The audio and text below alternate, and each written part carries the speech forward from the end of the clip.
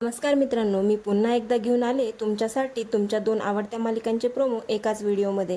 आपल्याला माहिती आहे, लग्नानंतर होईलच प्रेम या मालिकेमध्ये रम्या आणि विजय देशमुखांच्या घरी येऊन आम्ही लग्न केलं असं दाखवतायत। आता जेव्हा नंदिनी, काव्या, पार्थ हे म्हणतायत की रम्या खोटं बोलते, ज्यासाठी काव्या एक प्लॅन करते। ती रम्याला म्हणते, रम्या, तुझ्या लग्नाच्या वेळेस आम्ही कोणीच नव्हतो, म्हणून आज परत एकदा तुझं लग्न करू, ज्यासाठी पार्थने तर मंगळसूत्र आणलेलं असतं।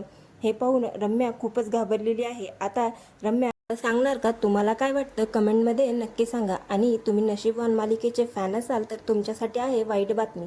नशीबवान मालिका आपला निरोप घेणार आहे। या मालिकेच्या शेवटच्या भागाचा प्रोमो समोर आला आहे, ज्यामध्ये नागराजने गिरिजा आणि तिच्या आईला एका रूममध्ये कोंडून ठेवले आहे आणि प्रॉपर्टीच्या कागदावरती सह्या करण्यासाठी तो त्यांना धमकावत आहे आणि त्याने त्याच घराला आग लावून दिली आहे। पण रुद्रप्रतापने वेळेवर येऊन त्या दोघींना वाचवले आहे।